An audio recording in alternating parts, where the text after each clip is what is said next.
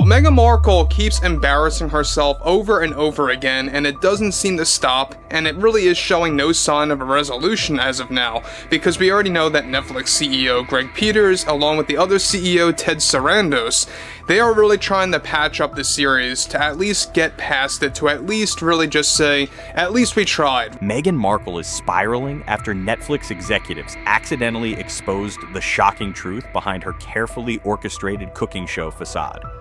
What started as a seemingly innocent lifestyle series has transformed into one of the streaming giant's most embarrassing scandals, and the fallout is far worse than anyone imagined. As rumors began to swirl about behind-the-scenes chaos, insiders suggested that With Love Meghan was destined to collapse under its own weight long before a single episode ever aired.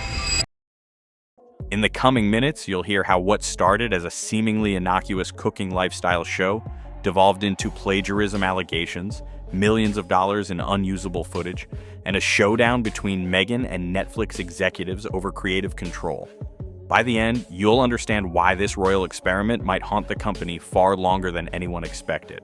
Now, one thing about Meghan Markle is for sure is that we already know that she is in desperation mode right now. We know that she is trying her very best to remain in the spotlight, to remain in the film industry, to actually have a contract deal with some kind of major Hollywood studio. That's exactly why she's been running to the Disney company. That's exactly why she's also been trying to make a deal with MTV, along with many other studios out there. From the outset, Netflix executives believed Meghan's post-royal brand could translate into a hit series. In late 2020, reports circulated that she and Prince Harry secured a staggering $100 million contract covering documentaries, scripted series, and a lifestyle show that would offer viewers a glimpse into the couple's new, more relatable chapter. Rumors suggest that the concept for With Love Meghan was born out of a desire to pivot from the controversies of Harry and Meghan into something lighter, more universally appealing.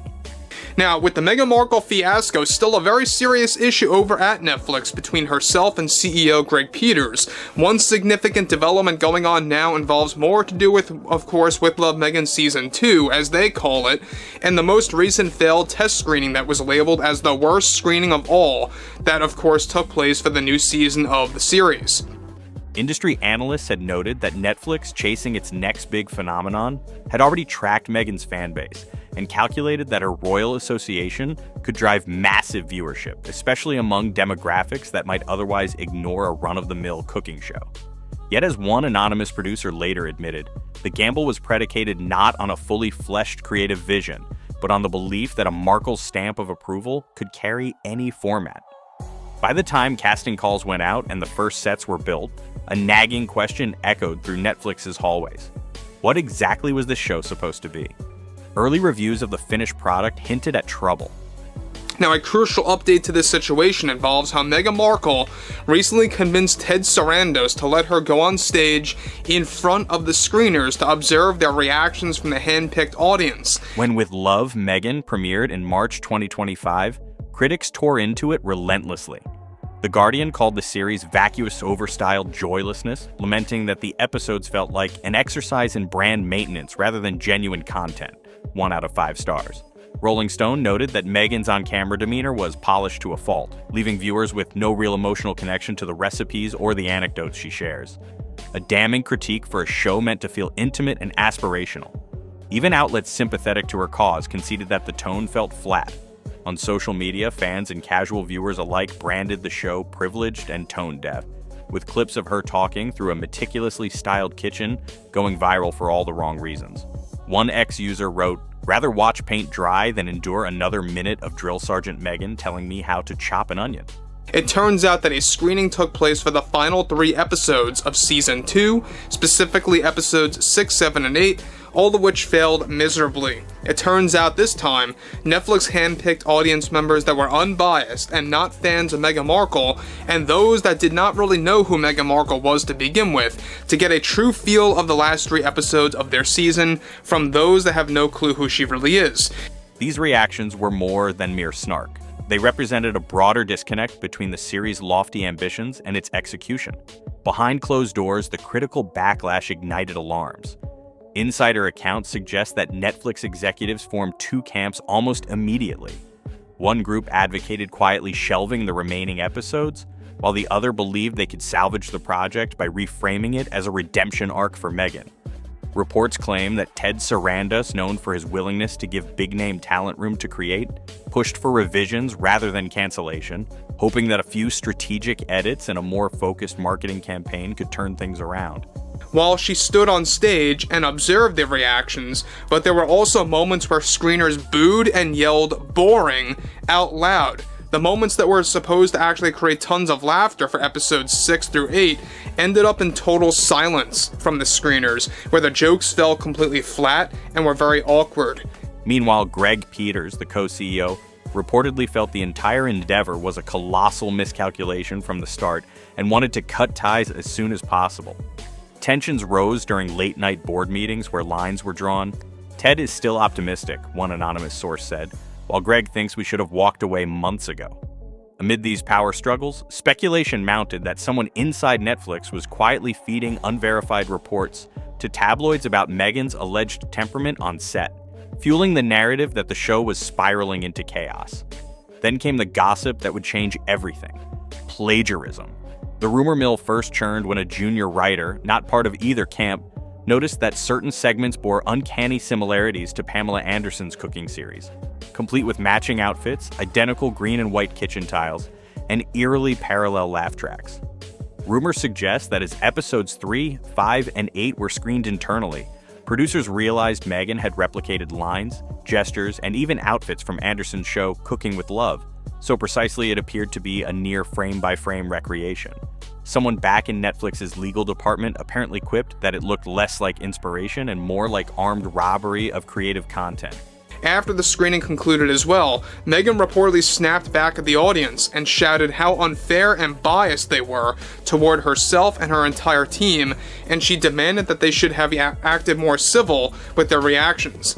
And this screening disaster worsened after Meghan was unbelievable, of course, and actually pulled a very unexpected moment where she actually was pulled off the stage by producers to prevent a chance for screeners to record the situation.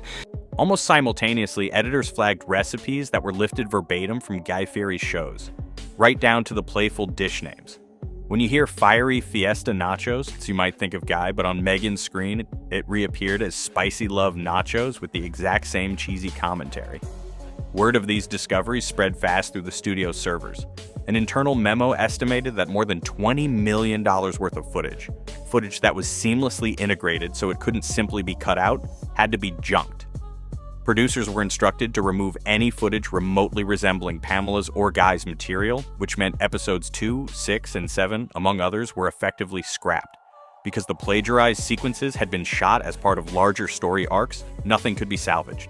According to production notes that later leaked, we literally went through every frame, deleted it, purged it from the servers. At that point, Netflix brass realized they had two options: let Meghan reshoot her way out of this or fold the project entirely. Seeking a quicker, cheaper solution, believe it or not, Netflix decided to let Meghan improvise for the reshoots, sidelining writers and directors who might have insisted on structure.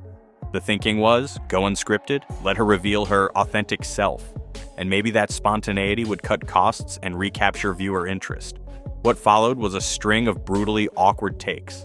Imagine Meghan, mid-lesson on how to make gluten-free pancakes, suddenly launching into a monologue on universal energy while trying to crack an egg, forgetting to preheat the griddle and then pausing for so long that crew members felt compelled to clear their throats. Leaked behind-the-scenes clips quickly made the rounds. Meghan wandering off camera to discuss self-love mantras, crew members stifling laughter at her blank stares, and a series of internet memes with hashtags like "Yeah, Meghan Cooks Disaster" and "Child Netflix Flopfest."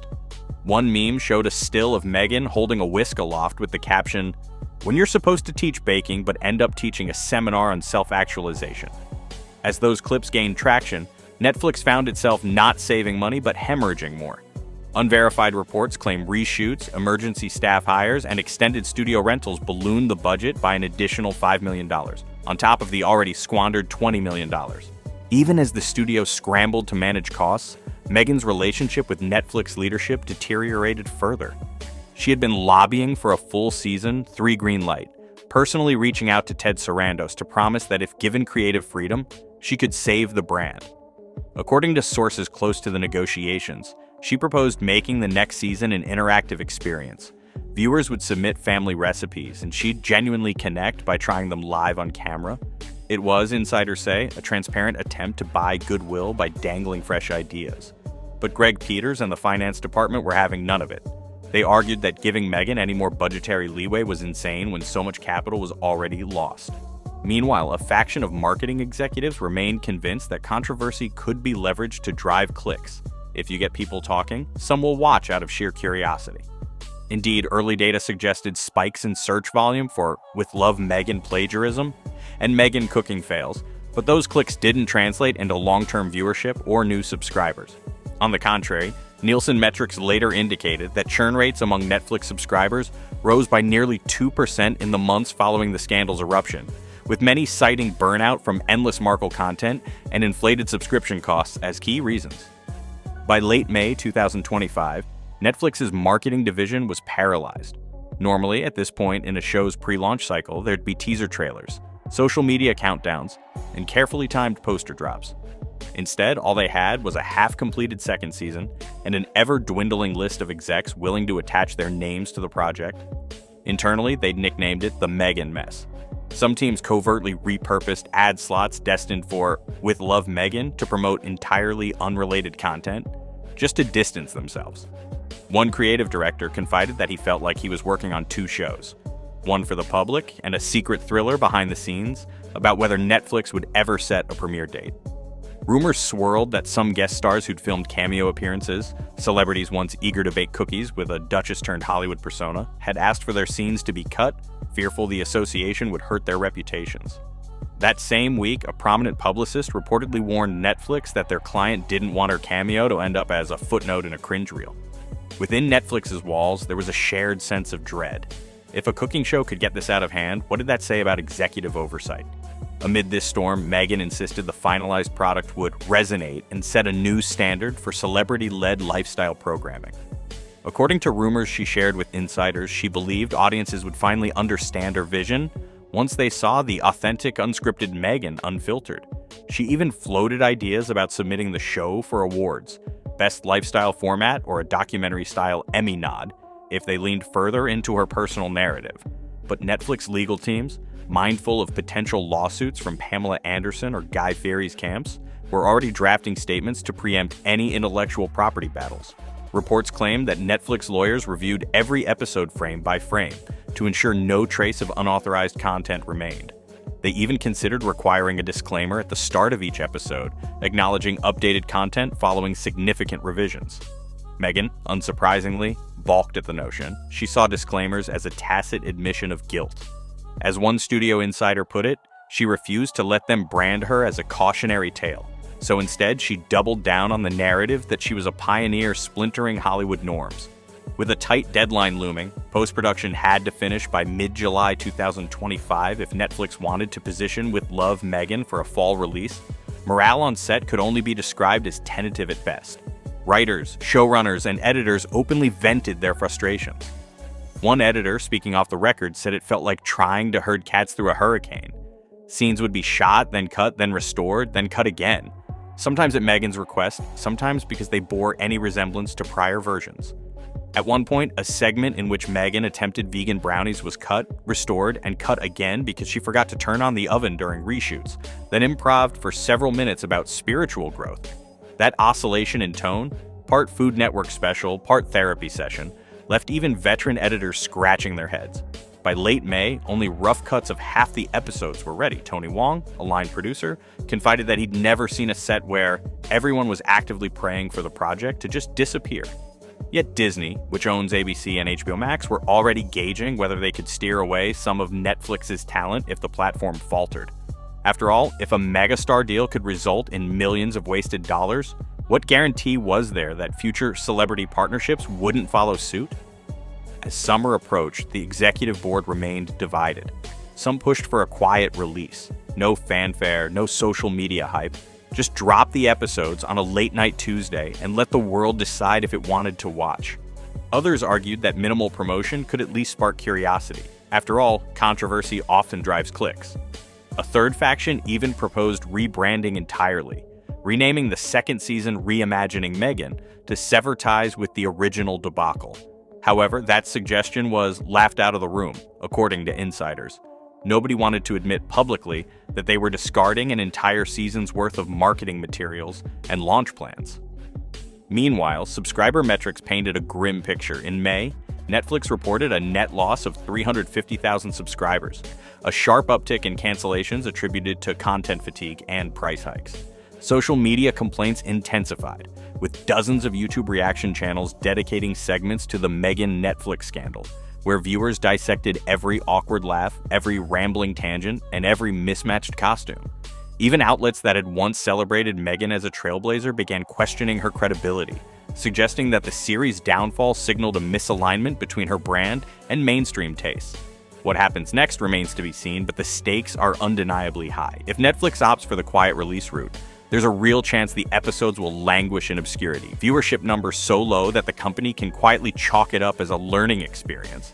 But if they choose a half-hearted promotional push, they risk drawing further attention to a product that's widely perceived as flawed. Some executives are even drafting contingency plans to spin off remaining footage into a docuseries about the debacle itself, an almost meta attempt to capitalize on the controversy. Yet that would hinge on Meghan's cooperation, and insiders say she's refused to sign off on any narrative that frames her as anything except a visionary. At the same time, whispers suggest she's already exploring a travel-centric follow-up show, Meghan's Global Tables, promising fans she'll dive deeper into the world's culinary traditions. Whether any network would finance that, given the torrid track record emerging from Netflix, is anybody's guess. So where does this leave us? It leaves us asking how much risk streaming platforms are willing to absorb when they bet on high-profile personalities without a clear creative vision. It leaves us wondering if viewers will ever again embrace a show that merges royalty, cooking, and self-help into a single package. In the end, Netflix must choose its own fate.